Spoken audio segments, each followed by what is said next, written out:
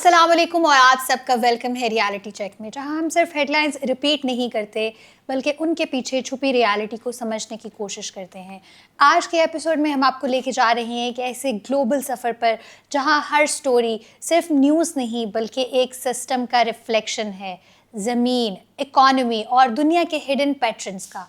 कभी हम देखेंगे पंजाब के एम्बिशियस ब्लू इकोनॉमी प्रोग्राम को, जो बैरन लैंड को एक्सपोर्ट ड्रिवन एक्वाकल्चर में बदलने की कोशिश कर रहा है, और फिर हम समझेंगे ग्लोबल फूड वेस्ट क्राइसिस जो हंगर और क्लाइमेट चेंज दोनों के साथ बदल रहा है। और हम फिर एनालाइज करेंगे गोल्ड मार्केट का रीसेंट फॉल, जो ये बताता है कि इवन सेफ हेवन्स भी अब सिंपल नहीं रहे। ये एपिसोड सिर्फ फैक्ट्स नहीं दिखाएगा, यहाँ हम दिखाएंगे कि दुनिया का सिस्टम कैसे काम कर रहा है और कब कहाँ पर फेल हो रहा है। तो चलिए शुरू करते हैं आज का रियलिटी चेक। पंजाब गवर्नमेंट ने एक मेजर इनिशिएटिव के अंडर ब्लू इकोनॉमी प्रोग्राम को लॉन्च किया है, जिसका गोल ये है कि प्रोविंस की बैरन लैंड को प्रोडक्टिव इकोनॉमिक जोन्स में तब्दील किया जाए।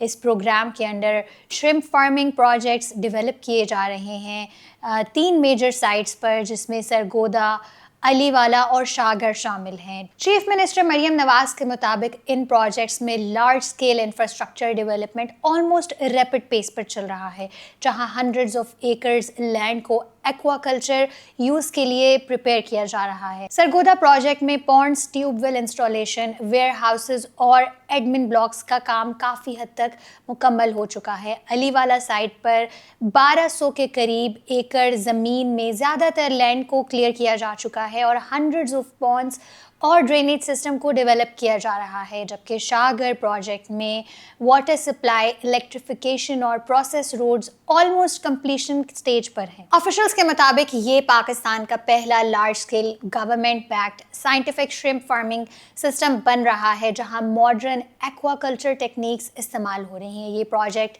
सरफेस पर एक फार्मिंग इनिशिएटिव लगता है, लेकिन डीपर लेवल पर ये एक इकोनॉमिक रीस्ट्रक्चरिंग अटेम्प्ट है, जहां पर बैरन लैंड को सिर्फ एग्रीकल्चर के लिए नहीं बल्कि export quality oriented aquaculture industry में कन्वर्ट किया जा रहा है। श्रिम्प फार्मिंग ग्लोबली एक high value sea food industry का पार्ट है, जहां demand specially Asia, middle east और वेस्टर्न मार्केट्स में कंसिस्टेंटली बढ़ती रहती है। इसीलिए अगर ये प्रोजेक्ट सक्सेसफुली स्केल होता है तो ये पंजाब के ट्रेडिशनल एग्रीकल्चर से निकल कर एक export driven blue economy model की तरफ लेकर जा सकता है। लेकिन रियलिटी ये भी है कि एक्वाकल्चर सिर्फ लैंड डेवलपमेंट से नहीं चलती, इसमें water quality, disease control, feed management system और इंटरनेशनल सर्टिफिकेशन जैसे टेक्निकल फैक्टर्स भी बहुत अहम होते हैं। अगर ये सिस्टम्स प्रॉपरली मैनेज ना हुए तो प्रोडक्शन इंस्टेबिलिटी और फाइनेंशियल लॉसेस का रिस्क भी बढ़ जाता है। इस प्रोजेक्ट में जो फास्ट पेस्ड इंफ्रास्ट्रक्चर डेवलपमेंट दिख रही है वो ऑप्टिमिस्टिक सिग्नल है, लेकिन long term success execution quality पर डिपेंड करेगा, सिर्फ कंस्ट्रक्शन स्पीड पर नहीं।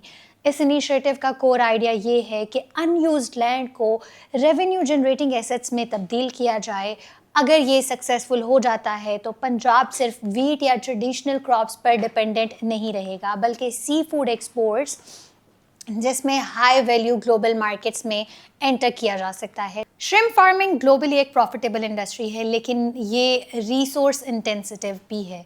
वाटर यूजेज, एनवायरमेंटल बैलेंस और सस्टेनेबल फीड सिस्टम्स इस मॉडल के सक्सेस के लिए बहुत इंपॉर्टेंट फैक्टर्स होते हैं। एक्सपर्ट्स के मुताबिक अगर इंटरनेशनल स्टैंडर्ड्स अचीव हो गए तो ये पाकिस्तान के एक्सपोर्ट फोलियो को डाइवर्सिफाई कर सकता है।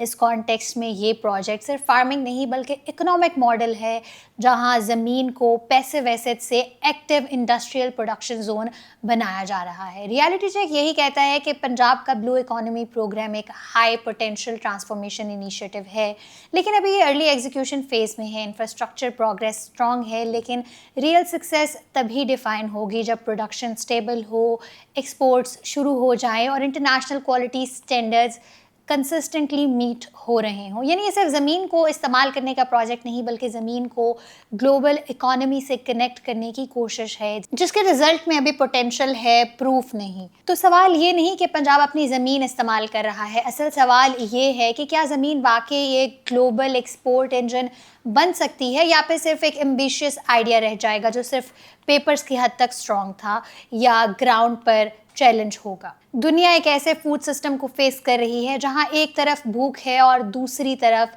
ज़्यादा खाना वेस्ट हो रहा है। यूनाइटेड नेशंस एनवायरनमेंट प्रोग्राम की रिपोर्ट्स के मुताबिक हर साल 1 बिलियन टन से ज़्यादा एडिबल फूड वेस्ट हो जाता है, जो करीबन टोटल अवेलेबल फूड का 20% बनता है। एक और शॉकिंग एस्टिमेट ये है कि 2022 में दुनिया ने हर दिन लगभग 1 बिलियन मील्स फेंक दिए। इसका ये मतलब है कि जब करीबन 800 मिलियन लोग भूख से मर रहे हैं तो उसी वक्त इतनी फूड क्वांटिटी वेस्ट हो रही है जो उन सबको फीड कर सकती थी, और वो भी रोज़ाना की बुनियाद पर। इस वेस्ट का टोटल इकोनॉमिक वैल्यू $1 ट्रिलियन से ज़्यादा बताया जाता है, जो कि एक लॉस नहीं बल्कि एक मैसिव ग्लोबल इनएफिशिएंसी को शो करता है। यूनाइटेड नेशंस की रिपोर्ट ये क्लियर करती है कि फूड वेस्ट का सबसे बड़ा हिस्सा प्रोडक्शन या रेस्टोरेंट से नहीं बल्कि घर के अंदर से आता है। करीबन 60% खाना जो ज़ाया होता है वो हाउस होल्ड्स जनरेट करते हैं, जबकि रेस्टोरेंट्स, कैंटीन्स और होटल्स लगभग 28%, जबकि रिटेल सेक्टर तकरीबन 12% कंट्रीब्यूट करता है। इसका सिंपल मतलब ये है कि ये सिर्फ प्रॉब्लम सिस्टम का नहीं बल्कि ह्यूमन बिहेवियर का भी है। लोग ज़रूरत से ज़्यादा खाना ख़रीदते हैं, पोर्शन साइज़ का अंदाज़ा गलत होता है और बेस्ट बिफोर और यूज़ बाय लेबल्स को समझने की कमी की वजह से एडिबल फूड भी फेंक दिया जाता है। लेकिन ये सिर्फ कंजम्पशन का मसला नहीं, कुछ रीजन्स में फूड ट्रांसपोर्ट और स्टोरेज की इनएफिशिएंसी की वजह से भी बहुत ज़्यादा ज़ाया हो जाता है, स्पेशली डेवलपिंग कंट्रीज़ में जहां रेफ्रिजरेशन और लॉजिस्टिक्स वीक होते हैं। रिपोर्ट्स के मुताबिक food waste global greenhouse gas emission का तकरीबन 8 से 10% हिस्सा कंट्रीब्यूट करता है, और कुछ एस्टिमेट्स के मुताबिक इसका क्लाइमेट इम्पैक्ट एविएशन सेक्टर से भी ज़्यादा हो सकता है। इसका मतलब सिंपल है, हम जो खाना वेस्ट कर रहे होते हैं वो सिर्फ गार्बेज नहीं बल्कि क्लाइमेट चेंज को फ्यूल कर रहा है। यूनाइटेड नेशंस के एक्सपर्ट्स इसे ग्लोबल ट्रेजेडी कहते हैं, लेकिन साथ ही ये भी पॉइंट आउट करते हैं कि ये सिर्फ मॉरल इशू नहीं बल्कि एक सिस्टम लेवल फेलियर है, फार्मिंग से लेकर डिस्ट्रीब्यूशन तक और डिस्ट्रीब्यूशन से लेकर कंजम्पशन तक। इंटरेस्टिंग बात यही है कि ये वेस्ट कम्प्लीटली यूजलेस नहीं है। अगर इसी ऑर्गेनिक वेस्ट को प्रॉपरली मैनेज किया जाए तो ये कॉम्पोस्ट बनकर सॉइल को रीस्टोर कर सकता है और फर्टिलाइजर्स पर डिपेंडेंसी को भी रिड्यूस कर सकता है। इसी तरह वेस्ट को रिसोर्स में कन्वर्ट किया जा सकता है। एक्सपर्ट्स कहते हैं कि सोल्यूशन मल्टी लेवल होना चाहिए। गवर्नमेंट्स को पॉलिसीज़ बनानी होंगी, बिजनेसेस को सप्लाई चेन्स इंप्रूव करनी होंगी और कंज्यूमर्स को इसके बारे में आगाह करना होगा कि फूड लेबल्स का असल मतलब क्या होता है। एक और इम्पॉर्टेंट इंसाइट ये है कि बिजनेसेस अक्सर फूड वेस्ट को सीरियस नहीं लेते क्योंकि लैंडफिल डिस्पोजल चीप होता है, इसीलिए वेस्ट को रिड्यूस करने का फाइनेंशियल इंसेंटिव वीक हो जाता है, जो सिस्टम को और इनएफिशिएंट बनाता है। रियलिटी चेक ये कहता है कि ग्लोबल फूड वेस्ट एक साइलेंट लेकिन मैसिव क्राइसिस है जो हंगर, क्लाइमेट चेंज और इकोनॉमिक लॉसेस तीनों को एक ही साथ में ड्राइव करता है। ये सिर्फ फूड का इशू नहीं बल्कि एक ब्रोकन ग्लोबल सिस्टम का एक रिफ्लेक्शन है जहां ओवर प्रोडक्शन और ओवर कंजम्पशन दोनों ही साथ साथ चल रहे हैं। अगर इस क्राइसिस को सीरियसली एड्रेस किया जाए तो ये एक अपॉर्चुनिटी में बदल सकता है जहां वेस्ट से एनर्जी, फर्टिलाइजर्स और एफिशिएंट फूड सिस्टम्स डेवलप किए जा सकते हैं। लेकिन अगर इग्नोर किया गया तो ये गैप और ज़्यादा बढ़ता जाएगा बिटवीन द फूड अवेलेबल और द फूड एक्चुअली कंज्यूम्ड। तो असल सवाल ये नहीं कि दुनिया में खाना कितना है, असल सवाल ये है कि इतना खाना एग्जिस्ट करता है तो फिर भी इतनी भूख क्यों है और हम अपने ही वेस्ट को एक सोल्यूशन में क्यों नहीं बदल रहे।